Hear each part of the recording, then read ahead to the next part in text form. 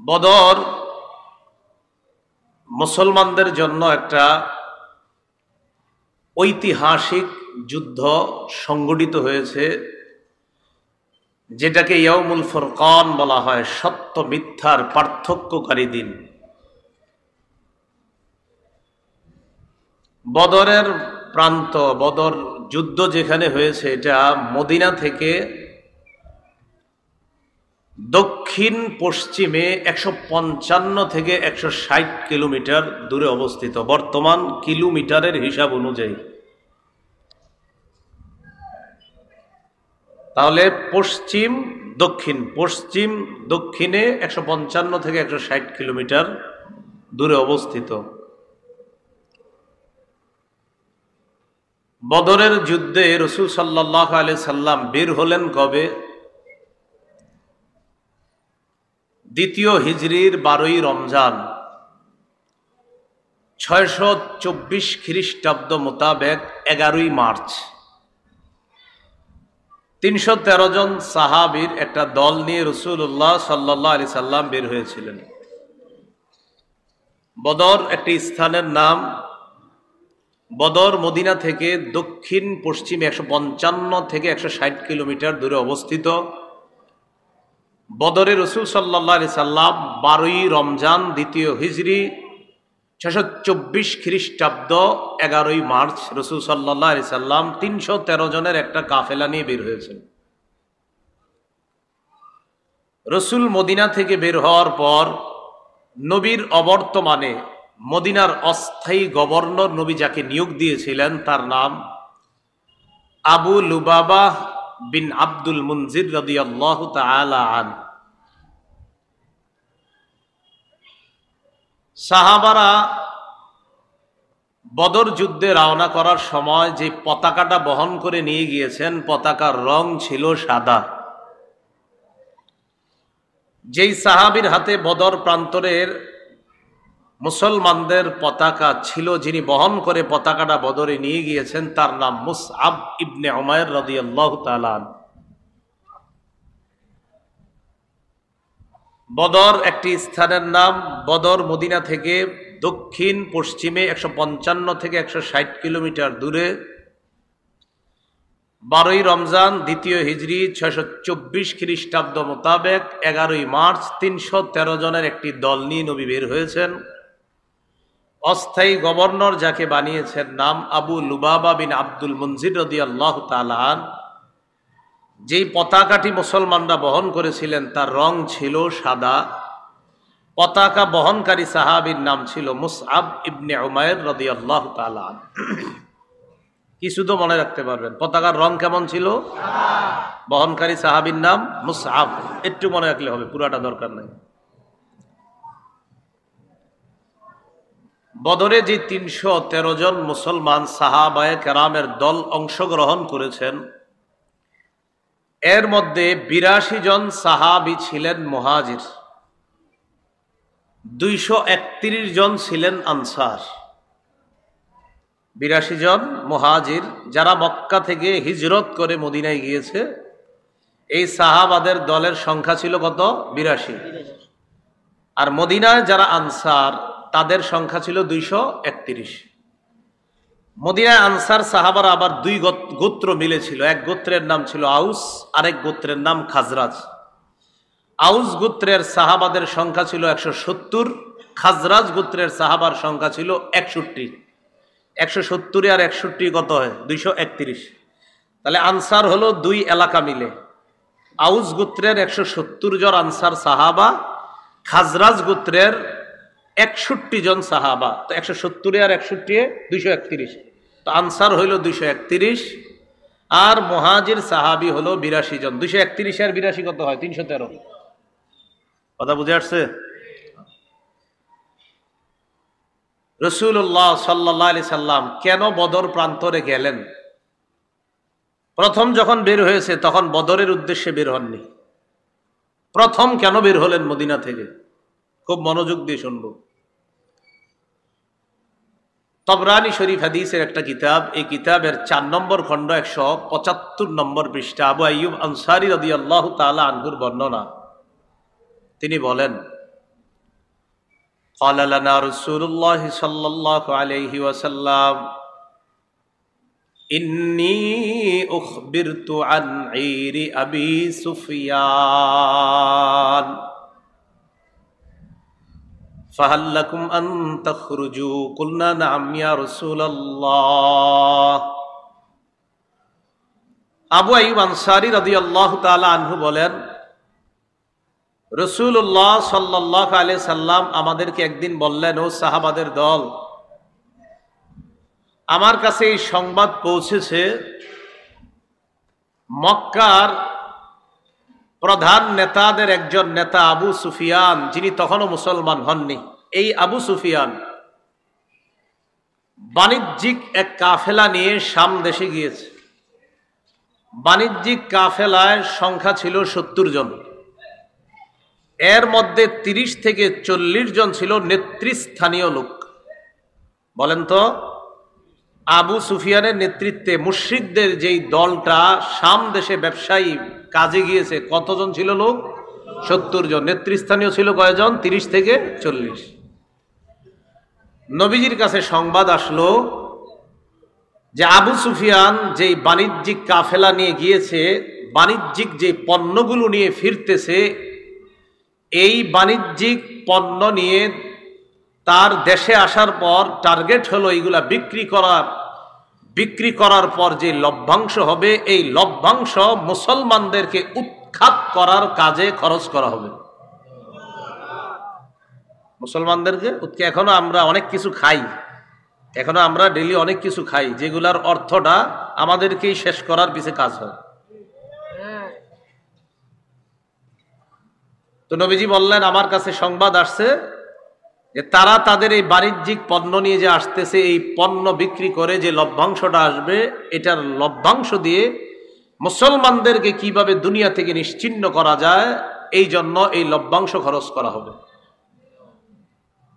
এই বাণিজ্যিক কাফেলার মধ্যে মক্কার প্রায় সবাই পুঁজি বিনিয়োগ করেছে, ইনভেস্ট করছে। ওই যুগে 50,000 দিনার, যাকে আমরা স্বর্ণ মুদ্রা বলতে পারি, এই 50,000 দিনার বা স্বর্ণ মুদ্রা সমপরিমাণ বাণিজ্যিক পণ্য ছিল। বর্তমান হিসাব অনুযায়ী ওই যুগে 50,000 দিনার, এক দিনার সমান সমান যদি 4 মাসা হয়, তাহলে এই যুগেরই টাকা অনুযায়ী ওই যুগে প্রায় 25 লক্ষ টাকার সম্পদ ছিল। কয় লক্ষ? এখন যদি হিসাব করেন তাহলে এটা 25 কোটির উপরে হবে। মানে এই যুগের হিসাবে ওই যুগে 25 লক্ষ, তাহলে এটা এই যুগে কত হবে? আর বেশি হতে পারে। তাহলে এই পরিমাণ সম্পদ নিয়ে আবু সুফিয়ান শাম দেশ, যেটা বর্তমানে আমরা বলি সিরিয়া, এই সিরিয়া থেকে আসতেছে। বাণিজ্যিক কাফেলা যে শাম দেশ থেকে মক্কায় আসবে, আসার সময় যেই পথ দিয়ে যাবে, এই পথ মদিনার উপর দিয়ে গেছে। কথা বুঝে আসছে? তাহলে যেতে হবে কোন দিক দিয়ে? মদিনা দিয়ে। নবীজির কানে যখন এই সংবাদ আসছে যে আমাদেরকে উৎখাত করার জন্য নাকি লভ্যাংশ খরচ করা হবে, এক কাজ করি, চলো আমরা তাদের গতিরোধ করতে হবে, কারণ আমাদেরকে ধ্বংস করার জন্য যা ব্যয় করা হবে, এটা নিয়ে আমরা তাদেরকে যেতে দিব না, আমরা রাস্তায় তাদের গতিরোধ করার চেষ্টা করব। আবু সুফিয়ান, যিনি বাণিজ্যিক কাফেলার লিডার ছিলেন, তার বুদ্ধি ছিল খুব বেশি। মদিনার কাছাকাছি আইসা তিনি মানুষের আনাগোনা দেখা কিছুটা আঁচ করতে পারছেন। ঘটনা কি? মদিনায় কি আমাদের ব্যাপারে কোনো সংবাদ আছে নাকি? আমরা যে তাদের পিছনে লভ্যাংশ ব্যয় করবো, এই জাতীয় কোনো সংবাদ টংবাদ মদিনায় আবার যায় নাই তো? আবু সুফিয়ান সন্দেহ করে করে বিভিন্ন জনকে জিজ্ঞাসা করে, আচ্ছা মুহাম্মদ এবং তার অনুসারীরা, বলেন সাল্লাল্লাহু আলাইহি সাল্লাম, তার অনুসারীদের কি অবস্থা? কেউ বলে না, কোনো সংবাদ দিতে পারে না। হঠাৎ একজন সংবাদ দিল যে মুহাম্মদ এবং তার অনুসারীরা মদিনা থেকে বের হয়েছে। কেন বের হয়েছে, কি উদ্দেশ্যে বের হয়েছে তা জানি না, তবে এতটুকু জানি মদিনা থেকে বের হয়েছে।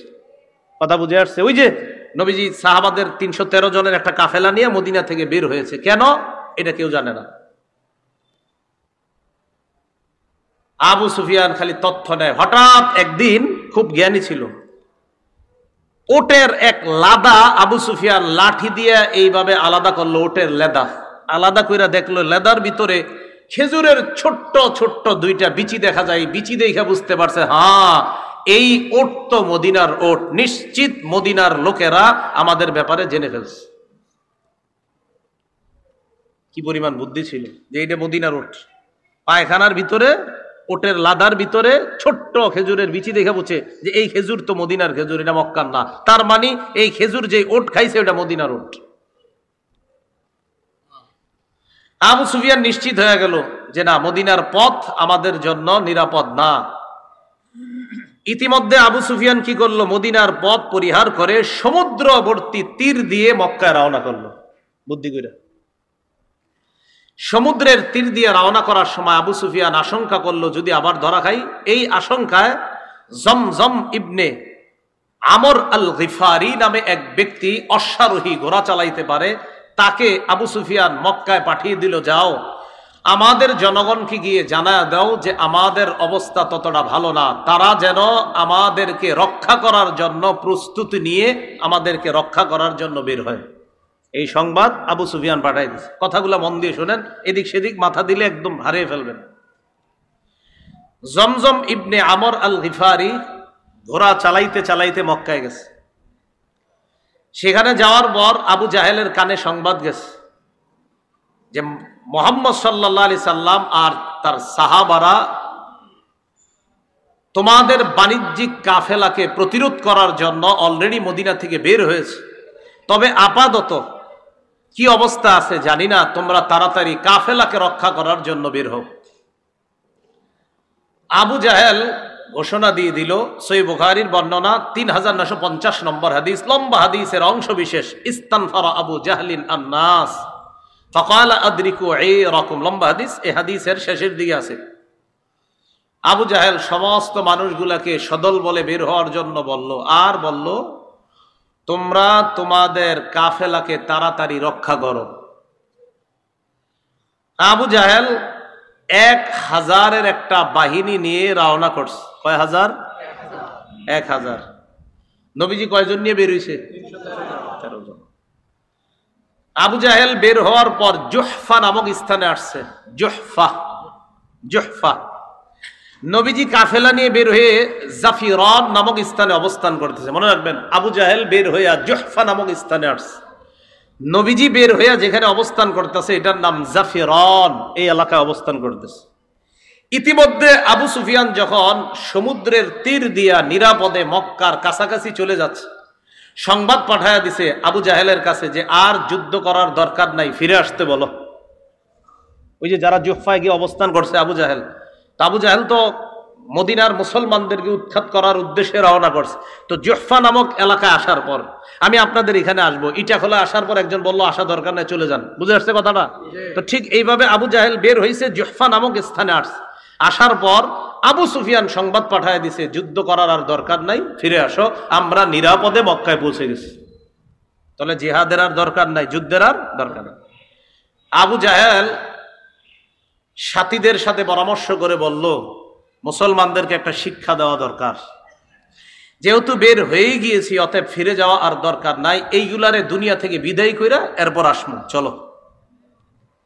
নর্তকীদেরকে নাচাইতে নাচাইতে অস্ত্রে শস্ত্রে সুসজ্জিত হয়ে 1000-এর বাহিনী নিয়ে আবু জাহেল আর তার সাথীরা রওনা করছে। কি না, যুদ্ধই করবে, ফায়সালা হবে, মুসলমানদেরকে বিদায় করবে দুনিয়া থেকে। রসুল তখন জাফিরান নামক স্থানে সংবাদ পাইল যে আবু সুফিয়ান তো নিরাপদে সমুদ্রের তীর দিয়ে চলে গেছে। এদিক দিয়ে আবু জাহেল হুজুর রওনা করে জুহফা নামক স্থানে আসছে। আসার পর আবু সুফিয়ান চলে যেতে বলেছে, কিন্তু আবু জাহেল যাচ্ছে না, আবু জাহেল আমাদেরকে উৎখাত করার জন্যই আসতেছে। রাসূলুল্লাহ সাল্লাল্লাহু আলাইহি সাল্লাম তখন বললেন কি করা যায়? তো রাসূলুল্লাহ সাল্লাল্লাহু আলাইহি সাল্লাম বললেন আশিরু আলাইয়া আইয়ুহান নাস, ও সাহাবারা তোমরা পরামর্শ দাও আমারে। ফাকামা আবু বকর ওয়া ক্বালা ওয়া আহসানা, আবু বকর সিদ্দিক রাদিয়াল্লাহু তাআলা আনহু দাঁড়াইলেন, খুব চমৎকার ভাষণ দিলেন আর বললেন কোনো সমস্যা নাই, চলেন আমরাও যাই। সুম্মা কামা উমর ইবনুল খাত্তাব ওয়া ক্বালা ওয়া আহসানা, ওমর রাদিয়াল্লাহু তাআলা আনহু চমৎকার ভাষণ দিলেন, তবে নবীর টার্গেট অন্য কিছু। নবীজি চাইতেছে শুধু মুহাজিররা কেন বলে, মুহাজিররা তো 82 জন মাত্র, আনসার তো 231 জন, তো আমার মুহাজির সাহাবারা কেন বলে? আরে তাদের থেকে কেউ কিছু কেন বলে না? রাসূলুল্লাহ সাল্লাল্লাহু আলাইহি সাল্লাম যখন প্রথমে বললেন যে এরকম কাফেলা তো আসতেছে, কি করা যায়, তো প্রথম জবাব ছিল সাহাবাদের এরকম, কুলনা, আমরা বললাম আজকে আমাদের এই পরিমাণ শক্তি নাই যে তাদের সাথে লড়াই করতে পারবো। কারা? সাহাবাদের বক্তব্য যে এই পরিমাণ শক্তি নাই যে লড়াই করতে পারবো আমরা। তখন নবীজি চিন্তা করলেন কি করা যায়, খালি পরামর্শ চায়। তো মুহাজির সাহাবীদের মধ্যে আবু বকর দাঁড়ায় বললেন চলেন, ওমর বললেন চলেন, কিন্তু নবীজির টার্গেট অন্য কিছু, যে আনসারদের কেউ দাঁড়ায় না কেন। ফাকামাল মিকদাদ রাদিয়াল্লাহু তাআলা আন, আনসারদের মধ্যে মিকদাদ রাদিয়াল্লাহু তাআলা আন সাহস করে দাঁড়িয়ে গেলেন। আনসারদের মধ্যে হযরত মিকদাদ দাঁড়ানোর পর তার বক্তব্যটা বুখারীতে আসছে, সহিহ বুখারীর 4609 নম্বর হাদিসে আসছে। قال المقداد رضي الله تعالى عنه لرسول الله صلى الله عليه وسلم لا نقول لك كما قالت بنو إسرائيل لموسى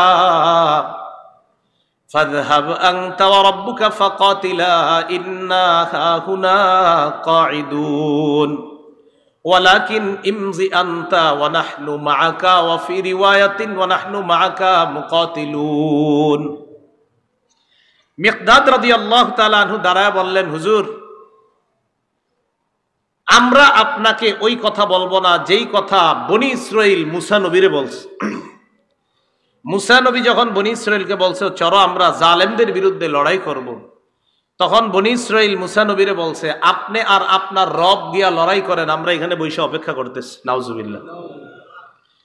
মিকদাদ বললেন, হুজুর আমরা আপনাকে এটা বলবো না, আপনি চলেন ডানে বামে সামনে পিছনে, আমরা আপনার সাথে থেকে আমরা মাঠে লড়াই করব, চলেন।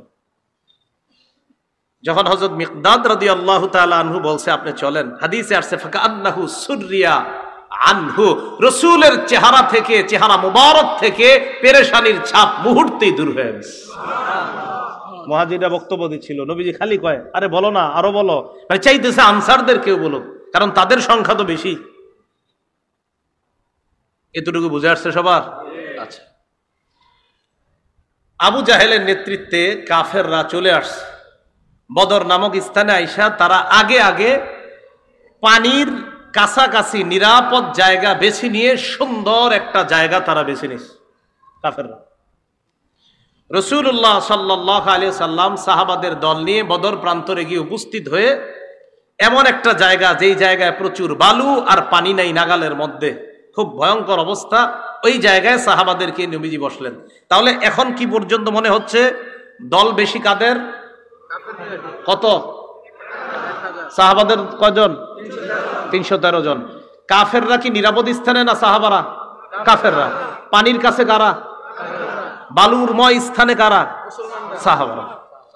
তো নবীজি সাহাবায়ে কেরামের দল নিয়ে, মুসলমানরা বলেন সমস্যা নাই, মুসলমানদের দল সাহাবাদের দল নিয়ে অবস্থান নিলেন। রাতের বেলা আল্লাহ পাক রব্বুল আলামিন রহমতের একটা বৃষ্টি দিয়ে দিলেন, সাহায্য শুরু হয়ে গেল।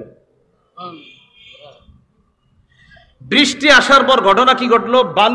বালুর যে জমিনগুলা, বালুগুলা জৈমা, ওই জমিনটা হয়ে গেছে সুন্দর, আর সাহাবারা ছোট্ট ছোট্ট গর্ত কইরা পানি জমা করলো, আর কাফেরদের নিরাপদ জায়গাটা সেখানে বৃষ্টিতে কাদাযুক্ত হয়ে সাহাবাদেরটা আল্লাহ নিরাপদ করে দিলেন কুদরতি গাইবি আর আল্লাহর আসমানি সাহায্য দ্বারা।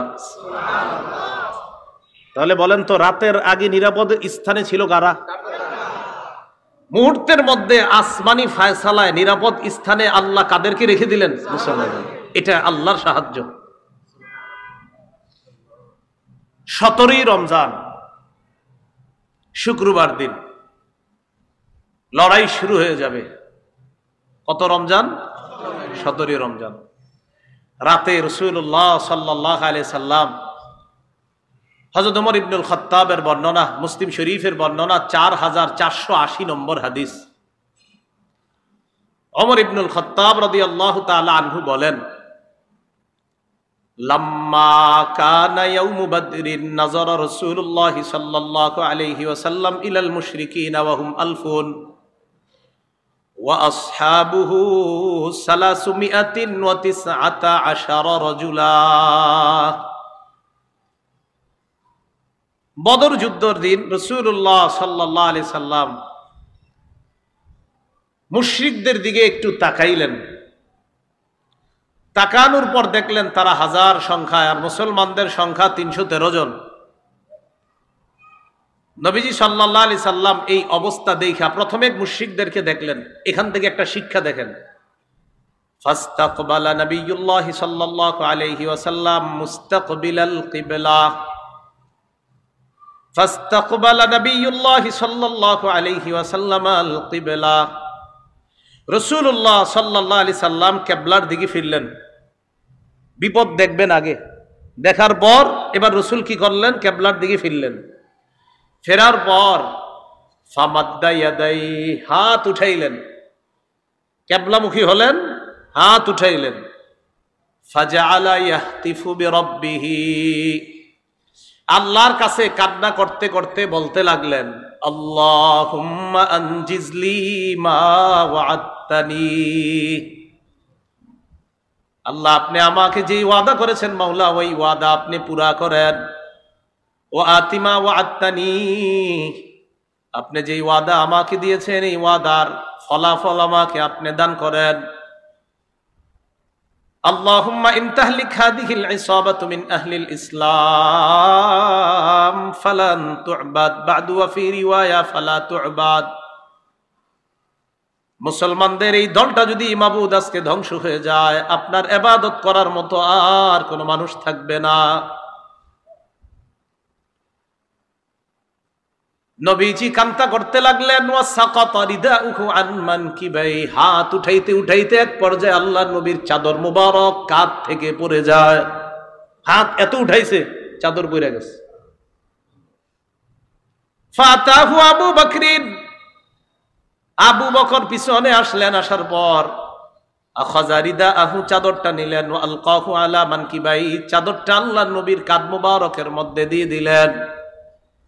ওয়ালতাজামাহু মিন ওয়ারাইহি, আল্লাহর নবীকে পিছন থেকে আবু বকর জড়ায়া ধরলেন। সুবহানাল্লাহ, কাঁদতেছে, জড়ায়া ধরছে আর বলতেছে, কাফাকা মুনাশাদাতুকা রাব্বাক, যথেষ্ট দোয়া করছেন, আপনার রব আপনার জন্য যথেষ্ট, আপনি যথেষ্ট বলেছেন। আমি আবু বকর আপনাকে বলছি, ফাইন্নাহু সায়ুনজিজু লাকা মা ওয়াদাকা, আপনার রব যেই ওয়াদা করেছেন অবশ্যই আপনাকে দান করবেন। আপনি যথেষ্ট কান্না করছেন। মুসলমানদের শক্তির নাম দোয়া, মুসলমানদের শক্তি চোখের পানি। আবু বকর সিদ্দিক রাদিয়াল্লাহু তাআলা আনহু বলার পর রাসূলুল্লাহ সাল্লাল্লাহু আলাইহি সাল্লাম দোয়া করতেছে। ফাআনজালাল্লাহ, আল্লাহ আয়াত নাযিল করে দিল, ইয তাস্তাগীসুনা রাব্বাকুম ফাস্তাজাবা লাকুম, যখন তোমরা দোয়া করছিলে আল্লাহর কাছে সাহায্য চাইছিলে, তোমাদের দোয়া আল্লাহ এই বলে কবুল করলেন, আন্নী মুমিদ্দুকুম বিআলফিম মিনাল মালাইকাতি মুরদিফিন, আমি আল্লাহ তোমাদেরকে পালাক্রমে 1000 ফেরেশতা দিয়ে সাহায্য করব। কাফেরদের সংখ্যা কত? সাহায্য করব কয় হাজার? যদি আরো ব্যাখ্যা আছে। রাসূলুল্লাহ সাল্লাল্লাহু আলাইহি সাল্লাম, এটা মুসলিম শরীফের হাদিস, এখনো শেষ হয় না, এতটুকু রাখেন। 4480 নম্বর হাদিস শোনাচ্ছি। মোট হাদিস সংখ্যা হবে 7553টা, তাকরার সহ হাদিস। নবীজি সাল্লাল্লাহু আলাইহি সাল্লাম রাতে ঘুমাইছে, রাতে একটু ঘুমাইছে। ইবনে হিশামের মধ্যে আসছে, সিরাত ইবনে হিশামের মধ্যে আসছে, ইবনে ইসহাক রাহমাতুল্লাহি আলাইহির বরাতে সহিহ সনদে, ফানামা রাসূলুল্লাহ সাল্লাল্লাহু আলাইহি ওয়াসাল্লাম ওয়াস্তাইকাযা, নবীজি ঘুমাইছে, ঘুম থেকে জাগ্রত হইছে। হওয়ার পর আবু বকর সিদ্দিক রাদিয়াল্লাহু তাআলা আনহুকে ডাক দিয়ে বললেন, আবশির ইয়া আবা বকরিন, আবু বকর সুসংবাদ গ্রহণ করো, আতাকা নাসরুল্লাহ, আল্লাহর যে সাহায্য আসার কথা, আবু বকর আমি ঘুমে দেখলাম সাহায্য এসে গেছে। এখনো কিন্তু শুরু হয় নাই যুদ্ধ, সাহায্য এসে গেছে। রাসূলুল্লাহ সাল্লাল্লাহু আলাইহি সাল্লাম দোয়া করলেন, আর আল্লাহ বললেন 1000 ফেরেশতা দিয়ে সাহায্য করব। হাদিসে আসছে ফাআমাদ্দাহুল্লাহু বিল মালাইকা, বাস্তবে বদরের যুদ্ধে আল্লাহ অসংখ্য অগণিত ফেরেশতা দিয়ে সাহায্য করছেন। সাহায্যের একটু বর্ণনা আমরা শুনি মুসলিম শরীফেরই পরের অংশে আসছে। আব্দুল্লাহ ইবনে আব্বাস রাদিয়াল্লাহু তাআলা আনহুমার বর্ণনা, তিনি বলেন বাইনামা রাজুলুম মিনাল মুসলিমিনা ইয়াশতাদ্দু ফি আসারি রাজুলিম মিনাল মুশরিকিনা।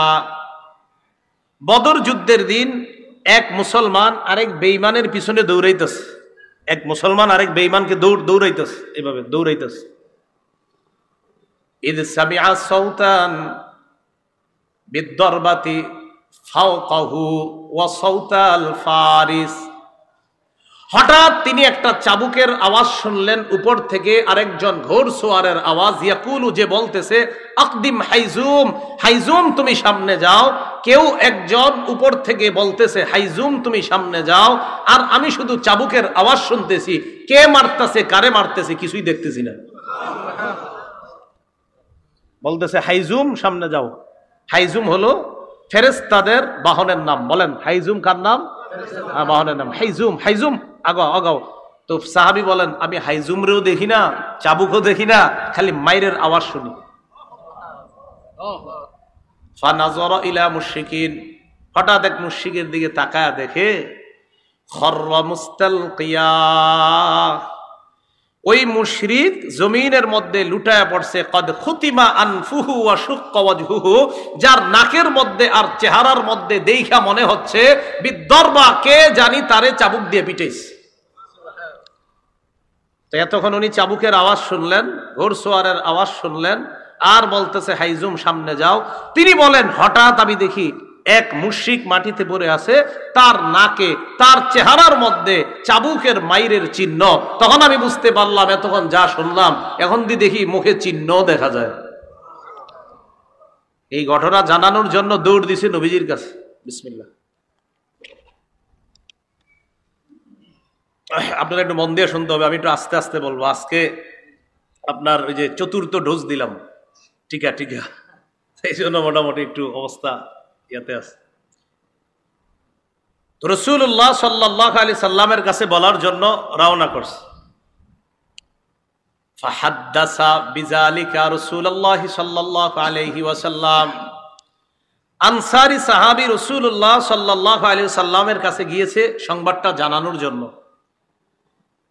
নবীজির কাছে সংবাদ দেওয়ার পর আল্লাহ নবী জবাব দিলেন সাদাকাতা যালিকা মিন মাদাদিস সামাইস সালিসা, তুমি যে কথাটা আমাকে বললা পরিপূর্ণ সত্য কথা। তুমি যা বললা এটা হলো তৃতীয় আসমানের ফেরেশতার সাহায্য, যেই ফেরেশতা দিয়ে আল্লাহ পাক রব্বুল আলামিন বদর প্রান্তরে অসংখ্য অগণিতকে আল্লাহ সাহায্য করেছেন। এটা আল্লাহর সাহায্য, তুমি সত্য কথা বলছো, এটা তৃতীয় আসমানের সাহায্য। আল্লাহ সাহায্য করেছেন ফেরেশতার মাধ্যমে। চাবুকের আওয়াজ এটাও সঠিক শুনছো, মাইরের আওয়াজ ওইটাও সঠিক ছিল, আর হাইজুমের কথা এটাও সঠিক, নাকে মুখে চিহ্ন এটাও সঠিক। বাকি সাহায্যটা ছিল আল্লাহর পক্ষ থেকে আসমানি সাহায্য। বলেন মুসলমান দোয়া করবে কার কাছে? সাহায্য চাবে কার কাছে? মুসলমান বিশ্বাস রাখবে কার সাহায্যের উপর? তো রাসূলুল্লাহ সাল্লাল্লাহু আলাইহি সাল্লামের দোয়া থেকে আর বর্ণনা থেকে বুঝতে পারলাম বদর যুদ্ধে আল্লাহ সাহায্যের ওয়াদা করেছেন, এমন না, সাহায্যও করেছেন। সাহায্যের ওয়াদাও করেছেন, সাহায্যও করেছেন। 17ই রমজান শুক্রবার দিন বদর প্রান্তরে এক পাশে বেঈমানরা, আরেক পাশে মুসলমানরা। খুব মনোযোগ দিয়ে শুনেন। কাফেরদের পক্ষ থেকে 3 জন মাঠে আসছে। 3 জন। একজনের নাম উতবা, আরেকজনের নাম শায়বা, আরেকজনের নাম ওয়ালিদ। মনে থাকবে নি? আল্লাহ জানে। উতবা, শায়বা। পতাকার কালার কি? মুসলমানদের। বহনকারীর নাম মুসা, বহনকারীর নাম। খ্রিস্টাব্দ মোতাবেক কয় তারিখে নবীজি বের হয়েছিলেন? 11ই মার্চ। আর কতই রমজান বের হয়েছিলেন? 12ই রমজান। আর যুদ্ধ সংগঠিত হবে কতই রমজান? 17ই রমজান।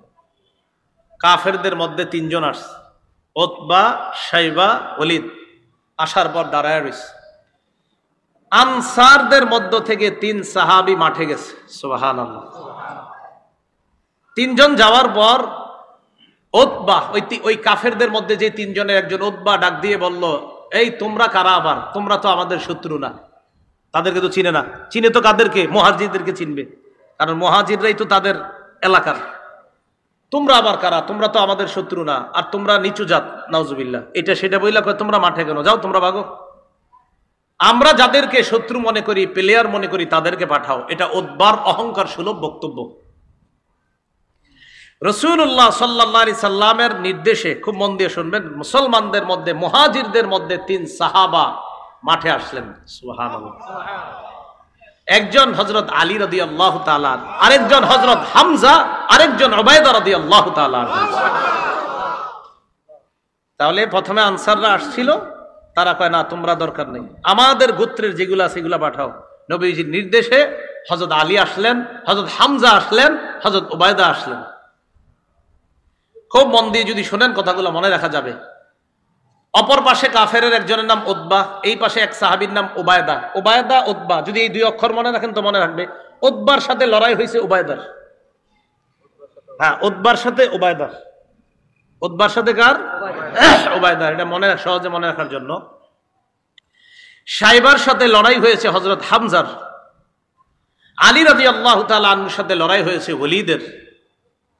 আল্লাহর কুদরতে, আল্লাহর মেহেরবানিতে 3 মুসলমানের কাছে 3 জন সশস্ত্র কাফের শোচনীয় ভাবে পরাজয় বরণ করছে। তবে উবাইদা যে উতবা, যে বারবার নামটা মনে করাইলাম, ওই উতবার সাথে যে উবাইদা, এই উবাইদা রাদিয়াল্লাহু তাআলা আনহু উতবাকে জাহান্নামে পাঠিয়েছে ঠিক, কিন্তু উবাইদা রাদিয়াল্লাহু তাআলা আন লড়াইয়ের এক পর্যায়ে পায়ে একটা আঘাত খেয়েছিলেন, পায়ে। ওই আঘাতে হযরত উবাইদা রাদিয়াল্লাহু তাআলা আনহু শাহাদাত বরণ করছেন। ওই আঘাতে আস্তে আস্তে তিনি শাহাদাত বরণ করেছেন। কাফেররা চিন্তা করলো, সর্বনাশ, 3 জনের সশস্ত্র বাহিনী পাঠাইলাম, এই যদি হালাত হয়, এইভাবে আর একা একা যাইলে ঠিক হইব না, সবগুলা একসাথে নামি। তো 1000-এর 3 জন গেলে লইল কত? 997। সবগুলা একসাথে মাঠে আসছে। উপায় না দেখে সাহাবায়ে কেরামও মাঠে নামছে। হযরত সাদ রাদিয়াল্লাহু তাআলা আনহুর পরামর্শে রাসূলুল্লাহ সাল্লাল্লাহু আলাইহি সাল্লামের জন্য উঁচু টিলাতে একটা জায়গা বানানো হয়েছে। সেখান থেকে আল্লাহ রাসূল পুরো জিহাদের ময়দান পর্যবেক্ষণ করতেছিলেন। মুসলমানদের সাথে তুমুল লড়াই চলতেছে। লড়াই করতে করতে আল্লাহ পাক রব্বুল আলামিন আসমানি সাহায্যের মাধ্যমে মাত্র 14 জন সাহাবী শাহাদাত বরণ করেছেন। আল্লাহ পাক রব্বুল আলামিন বেঈমানদেরকে শোচনীয় পরাজয় বরণ করতে আল্লাহ বাধ্য করে দিলেন। কাফেরদের 70 জন মারা গেছে, 70 জন মুসলমানদের হাতে বন্দী হয়েছে। লড়াই যখন চলতেছে, খুব মন দিয়ে বুঝেন, তো মারা গেল একটা, পুরো জানলাম যে কাফেররা সব শোচনীয় পরাজয় বরণ করেছে, 70 জন নিহত হয়েছে, 70 জন বন্দী হয়েছে। মুসলমানদের মাত্র কয়জন? 14 জন শহীদ হয়েছে। কাফেররা সারেন্ডার করছে। কাফেরদের মধ্যে যে লিডার ছিল সেদিন আবু জাহেল, তার মরণটা কিভাবে হয়েছিল? ওখানে মরছে সে। সহিহ বুখারীর বর্ণনা 3141 নম্বর হাদিস, 3141 কত হয়? 3141, 3141 কত? 3141। এই হাদিসের মধ্যে আছে আব্দুর রহমান ইবনে আউফ রাদিয়াল্লাহু তাআলা আনহুর বর্ণনা। তিনি বলেন, বাইনামা আনা ওয়াকিফুন ইয়াউমা বাদরিন ফিস সাফ ফাইদা আনা বিগুলামাইন মিনাল আনসার হাদিসাতিন আসনানুহুমা। বদর যুদ্ধের দিন আমি সারিতে দাঁড়িয়েছিলাম, দলে দাঁড়িয়েছিলাম, কাতারের মধ্যে দাঁড়িয়েছিলাম। ফানাযারতু আন ইয়ামিনি ওয়া আন শিমালি, ডানে তাকাইলাম, বামে তাকাইলাম। ফাইযা আনা বিগুলামাইনি মিনাল আনসার হাদিসাতিন আসনানুহুমা। আমি চিন্তা করলাম, দেখি আমি কার পাশে আছি বদরে, মানে আব্দুর রহমান ইবনে আউফ। তো ডানে তাকায়া বামে তাকায়া দেখি 2টা বাচ্চা, ওনার পাশে 2টা বাচ্চা। শুনি চিন্তা করলাম, আমি বাচ্চাগুলোকে দাঁড়াই রয়েছি। উনি নিজেই বলতেছেন, তামান্নাইতু আন আকুনা বাইনা আদলা বিনহুমা, আমার আশা তাদের চাইতে আরেকটু বড় পর্যায়ের কারোর সাথে থাকবো। 2 বাচ্চা আমার 2 পাশ। সবে মাত্র বালেগের কাছাকাছি এরকম দুই বাচ্চা। আমার দিকে সবাই তাকান। ফাগমাজা আহাদুহুমা ফাগমাজানি আহাদুহুমা, দুইজনের একজন আমার এমনি খোঁচা দিস, খোঁচা দিয়া কয়, চাচা হাল তারিফু আবা জাহলিন ইয়া আম, চাচা আবু জাহেল রে চিনেন? আস্তে আস্তে কইতাছে, পাশেরটা যাতে না শুনে। মানে বুঝতেছেন তো আপনারা, একটা ডানে একটা বামে, তো একটাই খোঁচা দিয়ে বলতেছে, চাচা আবু জাহেল রে চিনেন? আমি কই কি রে, আবার আবু জাহেলের নাম জিজ্ঞাসা করে কেন? তো আমি বললাম, মা হাজাতুকা ইলাইহি ইবনা আখি, ভাতিজা আবু জাহেল রে তোমার কি দরকার? বাচ্চা জবাব দেয়, উখবিরতু আন্নাহু ইয়াসুব্বু রাসূলুল্লাহি সাল্লাল্লাহু আলাইহি ওয়াসাল্লাম, আমার কাছে এই সংবাদ আসছে সে নাকি আমার নবীরে গালি দেয়। লাইন রাআইতুহু, আল্লাহর কসম আমি যদি তারে দেখতে পাই, লা ইউফারিকু সাওয়াদি সাওয়াদাহু হাত্তা ইয়ামুতাল আজালু মিন্না, আমি যদি তাকে দেখতে পাই হয়তো সে মারা যাবে, না হয় আমি মারা যাব, এর আগ পর্যন্ত তার দেহ আমার দেহ থেকে আলাদা হবে না, ওরে আমি ছাড়বো না। আপনি খালি বলেন আবু জাহেলটা কে? কোসা দিয়া বলতেস।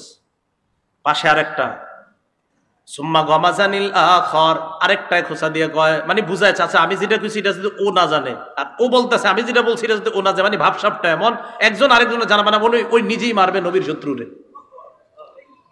পাশেরটাও অনুরূপ কথা কইতেছে, চাচা আবু জাহেলরে চিনেন? তুমি কি করবা?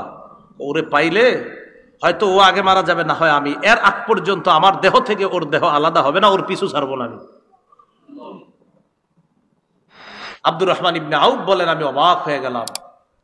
ফালাম আনশাব আন নাযারতু ইলা আবি জাহলিন, হঠাৎ আমি আবু জাহেলরে দেখতেছি, ইয়াজুলু ফিন নাস, সে ময়দানে মানুষের মাঝেই দেখতাম তাকে, সে ঘোরাঘুরি করতেছে। আমি বলে দিলাম, ওই যে আলা ইন্না হাযা সাহিবুকুম আল্লাযী সালতুমানি, তোমরা আমাকে যার ব্যাপারে জিজ্ঞাসা করলা, ওই যে এটা। ফাবতাদারাহু বিসাইফাইহিমা ওয়া দারাবাহু হাত্তা কাতালা, বাজ পাখির মতো দুইজনে আবু জাহেলের উপর তরবারি নিয়ে হামলা করছে, মারতে মারতে হাত্তা কাতালা, আবু জাহেলকে শেষ করে দিছে। আবু জাহেল মারা যাবে যাবে অবস্থা, যেই দুইজন মারছে খুব মনে রাখবেন, এই দুইজনের নাম বুখারীতে দুইটা বর্ণনা আসছে। এক বর্ণনা আসছে দুজনের নাম মুআজ, বলেন দুজনের নাম কি? হাদিসে আসছে কানা ইবনা আফরা ওয়া ইবনা আমর ইবনুল জামুহ, দুজনের নাম মুআজ, একজনের নাম মুআজ ইবনু আফরা, আরেকজনের নাম মুআজ ইবনু আমর আল জুমাহ।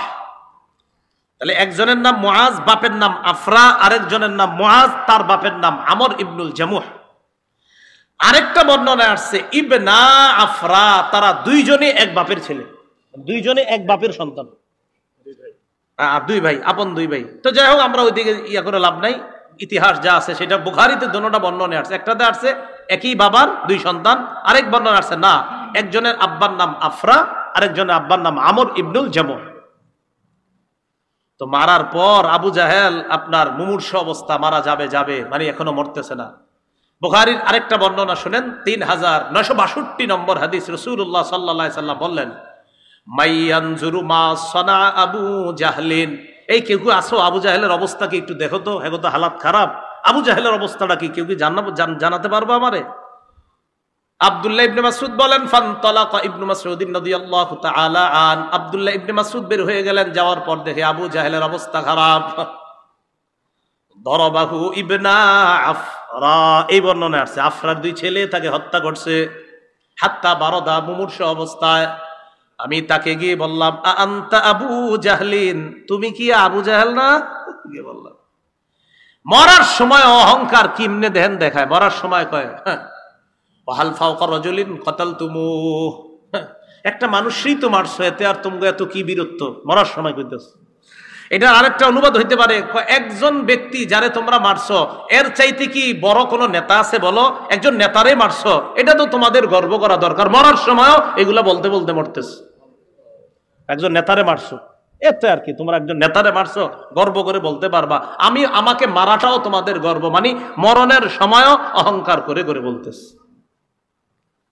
এই জন্য আল্লাহ পাক রব্বুল আলামিন বলেছেন, তারা যেমনি আসছে বদর প্রান্তরে কাফের, আল্লাহ বলেন ওয়ালা তাকুনু কাল্লাযীনা খারাজু মিন দিয়ারিহিম বাতারা ওয়া রিআআন নাস, তোমরা তাদের মতো বের হয়েও না যারা ঘর থেকে অহংকার প্রদর্শন করা অবস্থায় বের হয়েছে আর মানুষকে দেখানোর জন্য আমাদের শক্তি কেমন দেখো, আমরা 1000 সশস্ত্র, আমাদের অস্ত্রের অভাব নাই, আমাদের বাহনের অভাব নাই, দেখাইতে দেখাইতে বের হয়েছে। আল্লাহ বলে না, তাদের মতো বের হবা না। কাম মিন ফিআতিন কালিলাতিন গালাবাত ফিআতান কাসীরাতাম বিইজনিল্লাহ। আল্লাহ বলে শোনো, আমি আল্লাহর হুকুমে কত ছোট দল কত বড় দলকে পরাজিত করছে, কোনো ব্যাপার না। আমি আল্লাহর সাহায্য যদি থাকে, বড় আর ছোট ব্যাপার না, আল্লাহর সাহায্য থাকলে বিপরীত পক্ষ যতই বড় হোক না কেন সেই বড়র কোনো কাজ হবে না। সাহায্য থাকতে হবে কার? আল্লাহ। এই যুদ্ধে কাফেরদের যে বড় বড় লিডার প্রায় সবাই আসছে, আবু লাহাব আসে নাই। কে আসে নাই? আবু লাহাব আসে নাই। ঋণ ছিল, ঋণগ্রস্ত ছিল, এই কারণে কোনো কারণে সে আসতে পারে নাই। আরেকজন লিডার যে আসতে চায় নাই, তবে জোর করে আনছে। খুব মন দিয়ে শোনেন, আরেকজন নেতৃস্থানীয় লোক এই যুদ্ধে আসতে চায় নাই, জোর করে নিয়ে আসছে। নাম উমাইয়া ইবনে খালফ। কি নাম? তার ব্যাপারে বুখারীতে সুন্দর একটা বর্ণনা আছে, শুনবেন?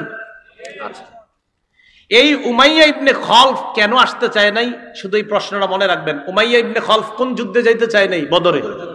উমাইয়া ইবনে খালফ কাফের, বদরে যাইতে চায় নাই, কিন্তু জোর কইরা নিয়ে আসছে। কেন যাইতে চায় নাই মন দিয়ে শুনেন। সহিহ বুখারীর বর্ণনা 3950 নম্বর হাদিস। রাসূলের সাহাবী সাদ ইবনে মুআজ রাদিয়াল্লাহু তাআলা আনহুর বর্ণনা, তিনি বলেন আন্নাহু কানা সাদিকান লি উমাইয়া ইবনে খালফ। এই সাদ ইবনে মুআজ উমাইয়া ইবনে খালফের বন্ধু ছিল। সাদ ইবনে মুআজ উমাইয়া ইবনে খালফের বন্ধু ছিল। ফাকানা উমাইয়া ইযা মাররা বিল মাদিনাতি নাযালা আলা সাদ। উমাইয়া ব্যবসার উদ্দেশ্যে যখন মদিনার উপর দিয়ে কোথাও যাইতো, তখন মেহমান হিসাবে সাদ রাদিয়াল্লাহু তাআলা আনহুর বাড়িতে অবস্থান করত। আবার বলছি, উমাইয়া মক্কা থেকে কোনো কাজে যদি মদিনার রাস্তা ব্যবহার করে কোথাও যাইতো, তো মদিনায় যাওয়ার সময় সাদ রাদিয়াল্লাহু তাআলা আনহুর ঘরে বন্ধুত্বের খাতিরে কিছু সময় অবস্থান নিত, এরপর আবার যেত। কথার কথা, মুস্তাকুন নবী সাহেব আপনাদের এলাকায় সবার খুব প্রিয়। অনেক সময় হুজুর কোনো মাহফিলে গেলে এই মাদ্রাসায় কিছু সময় অবস্থান নিতে পারে, আমার নেওয়া মনে হয়। অথবা নরসিংদীর কোনো মাদ্রাসায় হুজুর জোহরের সময় হইলো, নামাজ পড়লো, কিছুক্ষণ কথা বললো, অবস্থান নিল। তাহলে বোঝা গেল কি, আপনাদের সাথে এলেমের খাতিরে, ইসলামের খাতিরে একটা মহব্বতের কারণে কিছু সময় অবস্থান নিস। ওই উমাইয়া বন্ধুত্বের খাতিরে মদিনার রাস্তা ব্যবহার করলে কি করত, ওই সাদ যেহেতু বন্ধুর বাসায় কিছুক্ষণ অবস্থান করত, 1-2 দিন যতক্ষণ মন চাইতো অবস্থান করত। আবার উল্টা, ওয়াকানা সাআদুন ইযা মাররা বিমাক্কাহ নাযালা আলা উমাইয়া ইবনে খালফ। হযরত সাদ যখন মক্কায় কোনো কাজে যাইতেন, তখন উমাইয়ার বাড়িতে বন্ধুত্বের খাতিরে অবস্থান করত। কথাটা বুঝে আসছে? আচ্ছা। ফালাম্মা কাদিমা রাসূলুল্লাহ সাল্লাল্লাহু আলাইহি ওয়াসাল্লাম আল মাদিনা ইনতালাকা সাআদুন মু'তামিরা, খারাজা সাআদুন মু'তামিরা। নবীজি মদিনা আসার পর একবার হযরত সাদ রাদিয়াল্লাহু তাআলা উমরা হজ করার উদ্দেশ্যে রওনা করছে মক্কায়। আলেম ছাড়া অন্যরা বলেন, বুঝে থাকলে বলেন তো, হযরত সাদ মক্কায় গেলে বন্ধুত্বের খাতিরে কার বাসায় অবস্থান করে? উমাইয়া। বলেন সবাই, কার বাসায়? তো গেছে উমরা করতে। উমরা করতে যাওয়ার পর বন্ধুরে বলছে উমাইয়া, উনজুরলি সাআতা খালওয়াতিন লাআল্লি আন আতুফা বিল বাইত।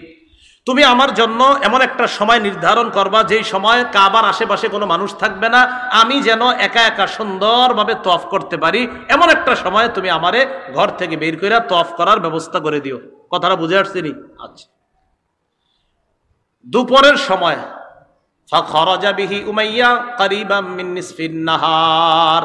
উমাইয়া হযরত সাদকে নিয়ে দুপুরের সময়, যখন মানুষ সাধারণত রৌদ্রের কারণে, গরমের কারণে বাহিরে আসে না, ওই সময় হযরত সাদ ইবনে মুআজকে নিয়ে বন্ধু উমাইয়া বের হলো উমরা করার জন্য।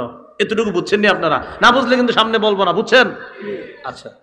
বের হওয়ার পর ফালাকিয়াহুমা আবু জাহলিন, দুইজনে তওয়াফ করতেছে, আবু জাহেলের সাথে সাক্ষাৎ। একজন কাফের তওয়াফ করতেছে, আরেকজন হলো মুসলমান। কাফেররাও তওয়াফ করতে, ওরা তো উলঙ্গ হয়েও তওয়াফ করতো, নাউজুবিল্লাহ। আবু জাহেল যখন দেখা করছে, এবার আপনারা বলেন তো আবু জাহেল যেই দুইজনের সাথে সাক্ষাৎ করছে এই দুইজনের মধ্যে মুসলমান কয়জন? একজন। আবু জাহেল কয় মান হাদা মা কাইয়া আবা সফওয়ান। উমাইয়া ইবনে খালফের উপনাম আবু সফওয়ান। ও আবু সফওয়ান, তোমার সাথে এটা কে? উমাইয়া ইবনে খালফ জবাব দেয় হাদা সাআদ, আমার বন্ধু সাআদ। আবু জাহেল বলল সাআদ ওয়াল্লাহি লাউলা আন্নাকা মা আবি সফওয়ান মা রাজাতা ইলা আহলিকা সালিমা। সাআদ ইবনে মুআজকে আবু জাহেল কয়, সাআদ তুমি যদি তোমার বন্ধু উমাইয়া ইবনে খালফের সাথে এখানে না থাকতা, তোমায় নিরাপদে মদিনায় যেতে পারতা না, আমি তোমারে নিরাপদে যাইতে দিতাম না। নাউজুবিল্লাহ। মুসলমান, আমি তোমারে নিরাপদে মদিনায় ফিরতে দিতাম না। হযরত সাআদ তো মুসলমান, মুসলমান কোন বেঈমানকে ভয় করে না। সাথে সাথে জবাব দিয়ে দিচ্ছে।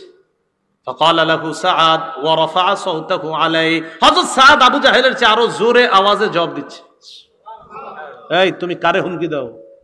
কারে হুমকি দিলা তুমি? একজন মুসলমান পুরা কাফেরদের এলাকায় দাঁড়ায় কথা বলতেছে, তুমি কারে হুমকি দিলা? শোনো, মন দিয়া শোনো। ওয়াল্লাহি লা ইন মানাতানি হাদা, আমারে আজকে বাধা দিবা, দাও, সমস্যা নাই। ওয়াল্লাহি লা আবনা আন্নাকা মা হু আশাদ্দু আলাইকা মিনহু তরিকাকা আলাল মাদিনা।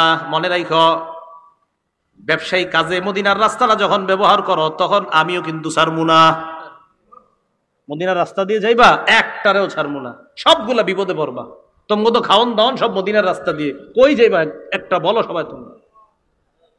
আবু জাহেলের যখন নাকি এইভাবে রাগ হইয়া কথা কইছে, তো উমাইয়া আবার দেখছে একজন লিডার রে সাদ এইভাবে কথা কয়। আবু জাহেল তো লিডার। তো উমাইয়া ইবনে খালফ বন্ধু সাদকে বলতেছে, সাদ লা তারফা সাউতাকা আলা আবিল হাকাম সাইয়্যিদি আহলিল ওয়াদি। আবু জাহেলের নাম আবুল হাকাম আর কি। তুমি এইভাবে আবুল হাকামকে এইভাবে আওয়াজ উঁচু করে কথা বইলো না, সে একজন নেতা মানুষ। সাদ রাদিয়াল্লাহু তাআলা আনহু বললেন, উমাইয়া তুমি আমার বন্ধু, তাহলে একটু কথা শোনো। আল্লাহ, আল্লাহর কসম, সামিআতু রাসূলুল্লাহি সাল্লাল্লাহু আলাইহি ওয়াসাল্লাম ইয়াকুল, আমি আল্লাহ নবীরে বলতে শুনছি তোমার ব্যাপারে একটা কথা, ইন্নাহুম কাতিলুকা, মুসলমানরা তোমারে হত্যা করবে। বন্ধুরে কয়ে দিস, বন্ধু তোমারে কিন্তু মুসলমান হত্যা করবে, আমি শুনছি, তুমিও সাবধানে থাইকো। এতক্ষণ তো আবু জাহেলরে কইছি জোরে জোরে, তোমারেও কই দিস, তুমিও সাবধানে থাইকো। দেখেন উমাইয়া এই কথা শুনে কয়, কি বললা? হ্যাঁ। কয় আবি মাক্কা, কয় মক্কায় হত্যা করবে আমারে? সাদ ইবনে মুআজ কয় লা আদরি, আমি জানি না, তবে হত্যা করবে, মনে রেখ। উমাইয়া ইবনে খালফ তাড়াতাড়ি বিবির কাছে গেছে, যাওয়ার পরে কয়, ইয়া উম্মা সফওয়ান, ও বিবি, আলাম তারা মা ক্বালা লি সাদ, আরে দোস্ত সাদ আমারে কি বলছে শুনছো? কয় কি বলছে? মা ক্বালাত লাক, ক্বালাত মা ক্বালা লাকা, বিবি বলতেছে কি বলছে? কয় আমারে বলছে নবী নাকি তাদেরকে সংবাদ দিছে, মুহাম্মদ সাল্লাল্লাহু আলাইহি সাল্লাম আখবারাহুম, তাদেরকে নাকি সংবাদ দিছে, আন্নাহুম কাতিলি, তারা আমাকে হত্যা করবে। আমি বলছি মক্কায়, তিনি বলছে না জানি না। বিবিরে বলতেছে, বিবি তুমি শোনো, ওয়াল্লাহি লা আখরুজু মিন মাক্কাতা আবাদা, আল্লাহর কসম আমি মক্কা থেকে আর বের হব না। আশা করি আপনারা বুঝতে পারতেছেন কোন দিকে যাইতেছি, আমি মক্কা থেকে আর বের হব না। উমাইয়া ইবনে খালফ কোথায় মারা গেছে? বদরে। উমাইয়া ইবনে খালফ মারা গেছে কোথায়? উমাইয়া ইবনে খালফ কিন্তু যাইতে চায় নাই। তাহলে আপনারা আশা করি বুঝতে পারতেছেন ঘটনাটা কোন দিকে যাচ্ছে। তো উমাইয়া ইবনে খালফ কয়, আল্লাহর কসম আমি মক্কা থেকে বের হব না। কারণ কাফেররাও বিশ্বাস করতো মুহাম্মদ সাল্লাল্লাহু আলাইহি সাল্লাম মুখ দিয়ে কিছু বলা মানেই সত্য কথা। আমি বের হব না। ইতিমধ্যে ফালাম্মা কানা ইয়াউমু বাদরিন, বদরের যুদ্ধের দিন, ইস্তানফারা আবু জাহলিন আন-নাস, আবু জাহেল জনগণকে বলতে লাগলো বের হও। ফাকারিহা উমাইয়া ইয়াখরুজা, উমাইয়া বের হতে চায় না, না না আমি বের হব না। ফাতাহু আবু জাহলিন, আবু জাহেল আসছে, আসার পর কয় উমাইয়া মাতা ইয়ারাকান নাস তাখাল্লাফতা, মানুষ যদি দেখে তুমি একজন লিডার মানুষ, তুমি যদি না যাও, ওয়া আনতা সাইয়্যিদু আহলিল ওয়াদি, তুমি মক্কা যে সমস্ত নেতা আছে নেতৃস্থানীয়দের একজন, তুমি যদি না দাও, তাখাল্লাফু, তাহলে অনেকেই যাবে না, কারণ তুমি যদি না যাও।